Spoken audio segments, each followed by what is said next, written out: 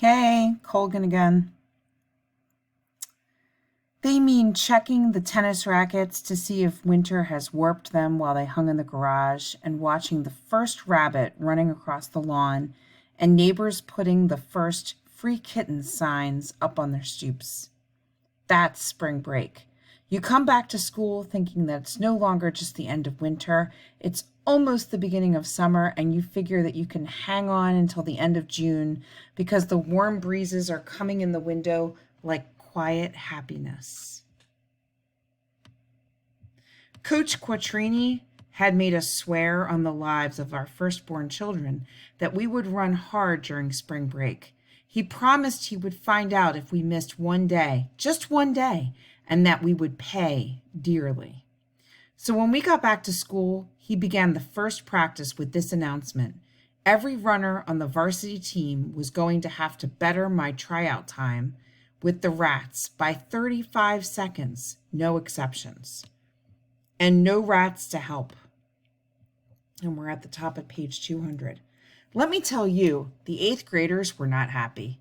Once we got started on our run, there was a whole lot of spitting to the side, timed with the wind, which I had to keep watch for.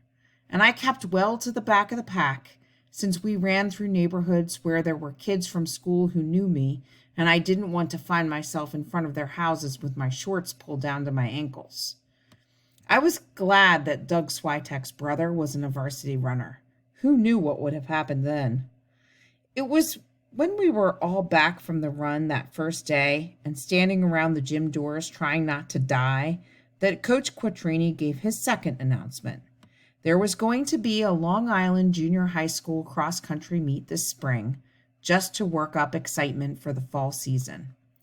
It's this Saturday, so you're all going to have to get up early and miss your cartoons, he said. I feel really badly about that. So badly I could cry. Boo hoo. Be here by 7. Bus leaves at 7:01. We run at Salisbury Park, 3 miles at race pace. Winner gets a $100 savings bond. Not that I expect any of you ladies to win. Toads, beetles, bats. That night at supper, I mentioned the race. That will be nice, said my mother. Just swell, I said. Who's the coach? Said my father. Coach Quattrini, I said. My father considered this a moment. What's his first name? I shook my head. Everyone just calls him Coach Quattrini. My father shrugged and went back to eating. How far do you have to run? Said my sister. I told her. You'll die, she said. I won't die. You'll get run over and crushed. It's almost happened before, I said, with a bus. She smirked at me. Holling Hood, the local town hero. Do you want a parade? How long is it until you go to college? I said. She smirked again. Not soon enough. She's not going to college, said my father. Silence, since that is one of those lines that gets everyone's attention. What? Said my sister. You're not going to college, said my father again. You've got a good job, and you're not going anywhere. A long pause.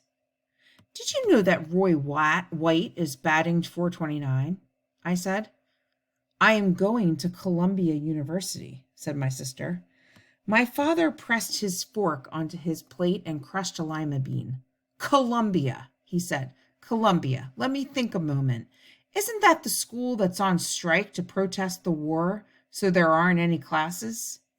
It's the school where students are striking against the war and against racism. The whole world is going crazy, my father said, and no place is crazier than college. You'll stay at your job and be safe. Safe from what? Thinking? You're staying home, said my father. My sister focused on her meatloaf. By the way, Roy White really was hitting 429, which was 205 points over his last season's average, which seems to me to be important enough to talk about at supper. They were all asleep when I left for the cross-country meet on Saturday morning. Actually, I was almost asleep too when I left for the cross-country meet on Saturday morning. I think I got to Camillo Junior High only by instinct.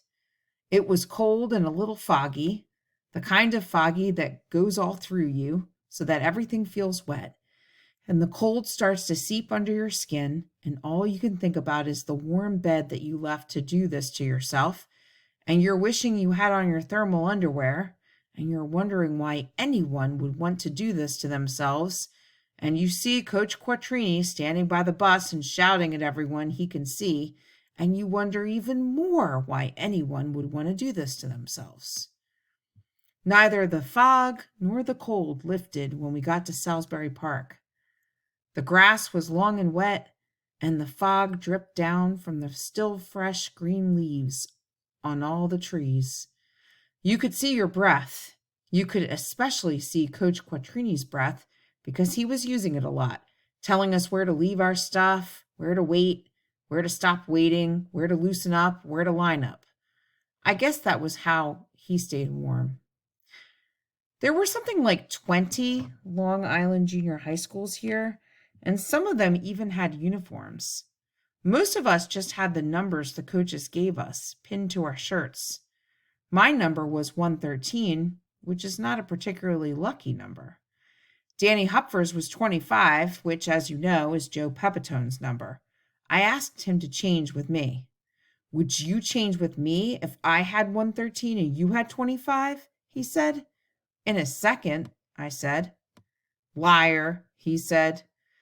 But when the JV's boys race started, I cheered him on anyway, standing on the sidelines between Mr. and Mrs. Hupfer and a whole bunch of little Hupfers and Mr. Kowalski and Merrill Lee, who had come out to watch us run on an early Saturday morning.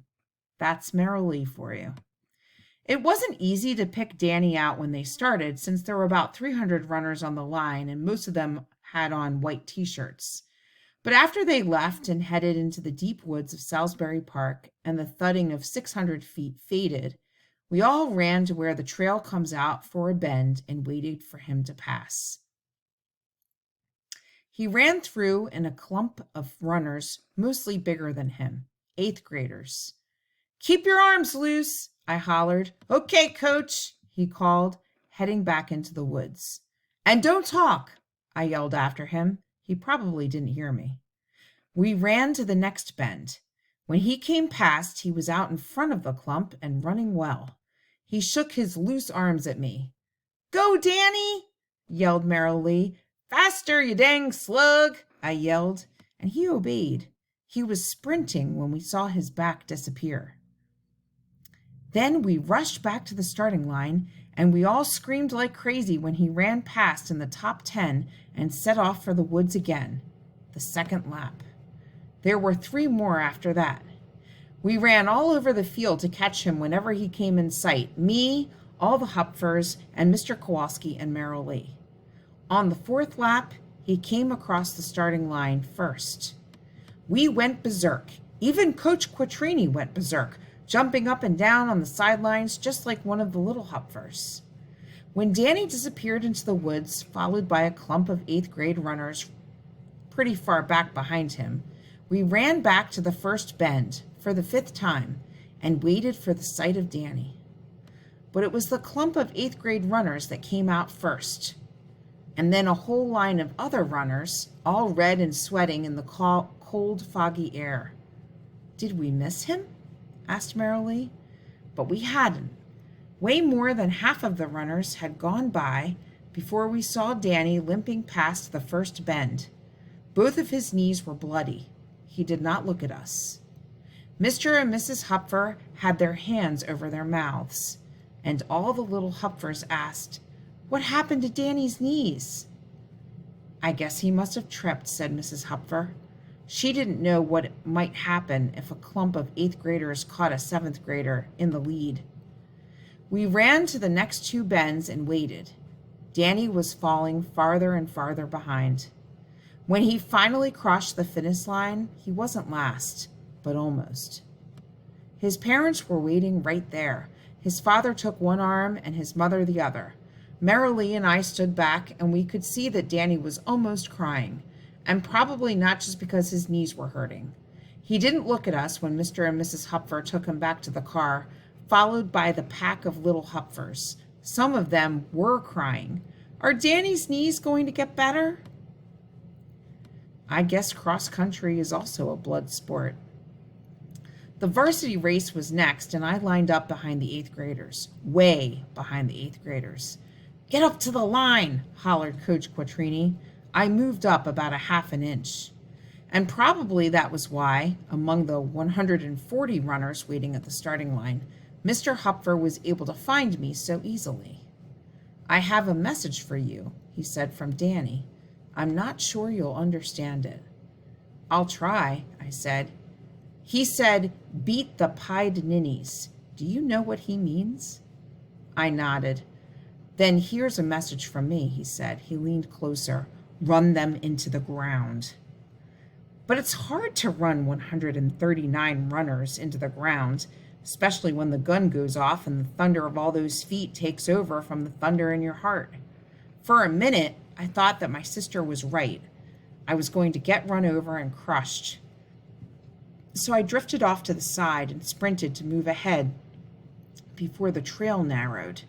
By the time I reached the first bend out of the trees, I was just behind the clump of eighth graders from Camillo Junior High. By the time I hit the second bend, we'd passed most of the other runners. By the time we reached the starting line again, the 7 of us were out front. Actually, the 6 of them were out front, and I was running behind them. And at the starting line, this is what I saw. Mr. and Mrs. Hupfer and all the little Hupfers were behind Danny, who had not gone home, but was standing there on his bloody knees and hollering as loudly as he could and waving his white shirt high up in the air. Coach Quattrini was going berserk again and seemed to be trying to levitate himself off the ground. Merrill Lee was standing quietly, Mr. Kowalski behind her, and she held up a dried rose with a ribbon as I went by. And Mrs. Baker was standing next to her, wearing her white sneakers. So we ran again into the deep woods of Salisbury Park, and the damp smell of pine thick in the air. It was as if we were running alone, the 7 varsity runners of Camillo Junior High. When I looked back over my shoulder, I could see only a few runners behind us, and by the time we were on the 3rd lap, we were starting to pass runners still on their 2nd.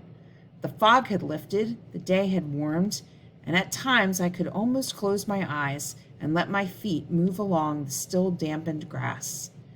And then I would find that I had come up right behind the pack of 8th graders, and they were looking back at me, and I slowed down. When we reached the starting line to begin the last lap, Coach Quattrini looked like he was having some sort of fit. I'm not even sure that he knew what he was hollering, or if it was even English. Let me tell you, whatever it wasn't Shakespeare. All the little Hupfers were jumping up and down too, and Danny was still waving his shirt, and Merrill Lee was waving her rose, which was losing its petals, and Mrs. Baker was screaming, really. We headed into the deep woods for the last time. In the cool shade of the trees, I came up close behind the 8th grade pack, and on the first bend coming out, Mrs. Baker was waiting, alone. Holling, she called. I looked at her. Pass those boys, she said, and that was all it took. I glided as we went into the woods again and stayed close while the trail narrowed and skittered through some thick underbrush. When it widened through a stand of old pines, the 8th graders looked behind and saw me, and they strung out to cover the whole path. So I went around them, off the trail and through the pines, the needles thick and soft beneath my feet, the dead branches sharp and brittle against my face, and when I hit the trail again, I was ahead of them, and we were all sprinting, but they were sprinting on a cross-country trail in Salisbury Park, and I was sprinting through the cool grass of the outfield in Yankee Stadium, running down a ball that Joe Pepitone had just hit to the right. And I was covering the ground so fast that my feet were hardly touching, and Ralph Houck was shaking his head. The kid's good, he was saying. And then everyone in Yankee Stadium was on their feet, and they were screaming and screaming, because now the California Angels were trying to get to a ball I had just hit to deep left, and I was rounding first, and then 2nd, and then 3rd, and Danny Hupfer was waving me home with his shirt, And when I got there, the cheering erupted so loud